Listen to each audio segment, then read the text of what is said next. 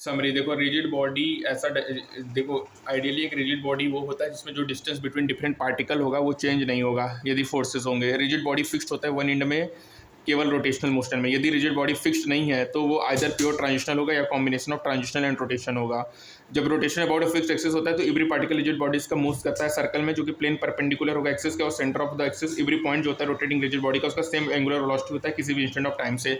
मतलब raise same omega होता है, ओमेगा सबका सेम होगा। प्योर ट्रांजिशनल में every particle of the body move करता है सेम वेलोसिटी से किसी भी इंस्टेंट ऑफ टाइम में, लेकिन रोटेटिंग बॉडी में बच्चों सबका ओमेगा सेम होता है, और ट्रांजिशनल मोशन में एवरी पार्टिकल्स की वेलोसिटी सेम होती है। एंगुलर वेलोसिटी एक वेक्टर है, इसका जो मैग्नीट्यूड है डी थीटा अपॉन dt है, डायरेक्टेड होगा along the axis of rotation होगा, रोटेशन अबाउट फिक्स्ड एक्सिस, जिस वेक्टर ओमेगा होता है इसका फिक्स्ड डायरेक्शंस होते हैं। ठीक है, अब बच्चों 6 पॉइंट क्या कहता है? 6 पॉइंट कहता है समरी का बच्चों कि जो वेक्टर क्रॉस प्रोडक्ट होगा, जो वेक्टर क्रॉस प्रोडक्ट होगा दो वेक्टर का, वो a क्रॉस b होगा, और जो मैग्नीट्यूड होगा ab sin थीटा होगा, उसकी जो डायरेक्शन होगी वो राइट हैंड स्क्रू रूल या राइट हैंड रूल से बताएंगे।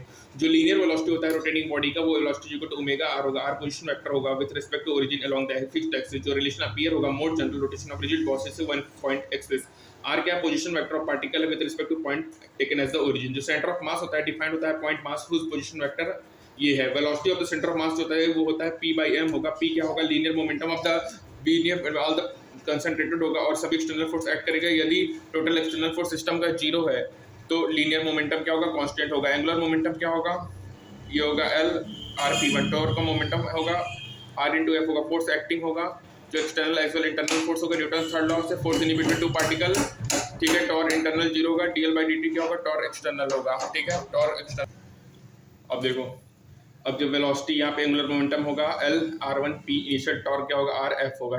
फोर्स एक्ट होता है torque input external as well internal होगा। न्यूटन थर्ड लॉ से जो force between any two particle होगा अलॉन्ग द लाइन जॉइनिंग, अपन कहेंगे टॉर्क इंटरनल 0 होगा, dl/dt टॉर्क एक्सटर्नल होगा। रिजिड बॉडी मैकेनिकल इक्विलिब्रियम में होगा, कब होगा बच्चों? एक कंडीशन है कि कोई भी रिजिड बॉडी मैकेनिकल इक्विलिब्रियम में कब होगा? यदि उसका जो ट्रांजिशनल इक्विलिब्रियम है, टोटल एक्सटर्नल फोर्स 0 हो, या रोटेशनल इक्विलिब्रियम है, टोटल एक्सटर्नल टॉर्क 0 हो, तो उस कंडीशन में बॉडी हमारा मैकेनिकल इक्विलिब्रियम होगा। जो सेंटर ऑफ ग्रेविटी होता है एक्सटेंडेड बॉडी का, वो पॉइंट होता है जहां पे total gravity torque on the body 0 हो। Movement of inertia rigid body का किसी भी डिफाइंड होता है I mr², r perpendicular distance होगा, एक्सिस ऑफ रोटेशन से जो काइनेटिक एनर्जी होता है हाफ I ω² होगा। Theorem of parallel IZ equal to IX + ma² होगा, जो कि डिटरमाइन करेगा movement of inertia of rigid body about axis the sum of the movement of inertia of the body होगा about a parallel axis का centre of mass and product of mass square and perpendicular distance between them. ठीक है, जो rotation होता है about a fixed axis वो directly analog होगा linear momentum in respect to kinematics and dynamics. जो angular axis होता है बच्चों रिजिड बॉडी का rotating about a fixed axis is given by torque is equal to I alpha. यदि बच्चों external torque 0 है तो जो कंपोनेंट होगा एंगुलर मोमेंटम का about the fixed axis I omega rotating body का कांस्टेंट होगा। यदि कांस्टेंट होगा तो उसी को कहेंगे कंजर्वेशन ऑफ एंगुलर मोमेंटम। यदि बच्चों रोलिंग मोशन विदाउट स्लिपिंग है तो VCM r ओमेगा होगा, जहां पे VCM क्या होगा? वेलोसिटी ऑफ ट्रांजिशनल होगा, दैट इज सेंटर ऑफ मास का। r क्या होगा? रेडियस होगा। m क्या होगा? मास ऑफ द बॉडी होगा।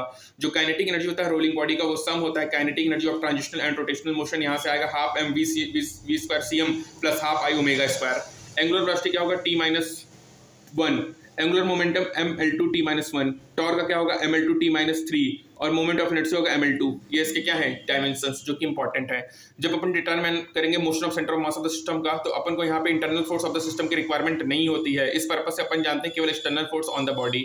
सेपरेट करेंगे motion of system of particles को, that is motion of centre of mass को, ट्रांजिशनल मोशन ऑफ सिस्टम में, and motion about related to the centre of mass of the system, जो कि useful technique होता है dynamic of system of particles में। और इस टेक्निक का एग्जांपल होता है सेपरेट करना kinetic energy of system of particle को K of the system about centre of मास, और जो काइनेटिक एनर्जी होगा वो mv² that is k' plus half mv² होगा। Newton second law for finite such body के लिए क्या होता है? बेस्ड होता है न्यूटन सेकंड लॉ, और न्यूटन थर्ड लॉ होता है पार्टिकल्स के लिए। एस्टेब्लिश करेंगे time rate of change of total angular momentum system particle, जो कि टोटल एक्सटर्नल टॉर्क होगा। और अपन केवल Newton second law of particles, साथ ही साथ न्यूटन थर्ड लॉ को भी देखेंगे कि जो force between any two particle होगा वो एक्ट करेगा along the line joining the particles. जो वेनिसिंग होगा टोटल एक्सटर्नल फोर्स का, और vanishing of the total external torque होता है वो इंडिपेंडेंट कंडीशन होगा। और अपन कहेंगे कि कपल में जो टोटल एक्सटर्नल फोर्स तो 0 होगा बट टोटल टॉर्क नॉन 0 होगा। बच्चों बहुत इंपॉर्टेंट बात है, अंडरलाइन कर लीजिए बच्चों, अंडरलाइन करना बहुत जरूरी है। कपल के केस में टोटल एक्सटर्नल फोर्स तो 0 होगा बट टोटल टॉर्क नॉन 0 होगा। और जो टोटल टॉर्क होता है सिस्टम में वो इंडिपेंडेंट होता है ओरिजिन यदि टोटल एक्सटर्नल फोर्सेस जीरो है। जो सेंटर ऑफ ग्रेविटी है कोइंसाइड करेगा सेंटर ऑफ मास से तभी जब ग्रेविटेशनल फोर्स वेरी नहीं करेगा one part of the body to another. जब बच्चों one part of the body to another centre of हमारा ग्रेविटेशनल फील्ड वेरी नहीं करता तो उस कंडीशन में जो हमारा सेंटर ऑफ ग्रेविटी है वो कोइंसाइड करता है सेंटर ऑफ मास से। तो बच्चों बहुत ही इंपॉर्टेंट कंडीशन है, बहुत इंपॉर्टेंट बात है, याद रखिएगा। Centre of mass centre of gravity से तभी कोइंसाइड करेगा जब ग्रेविटेशनल फील्ड वेरी नहीं करेगा one part of the body to another. जो angular momentum and angular velocity होता है वो नेसेसरली पैरेलल वेक्टर नहीं होते हैं। सिंपलर सिचुएशन में डिस्कस करेंगे इस चैप्टर में कि जो रोटेशन होता है अबाउट अ फिक्स्ड एक्सिस, तो यहाँ पे एक्सिस ऑफ सिमेट्री होगा रिजिड बॉडीज का, एल होगा आई ओमेगा जो कि होल्ड गुड करेगा, जहाँ पे आई मोमेंट ऑफ इनर्शिया होगा ऑफ द बॉडी का अबाउट द रोटेशन एक्सिस।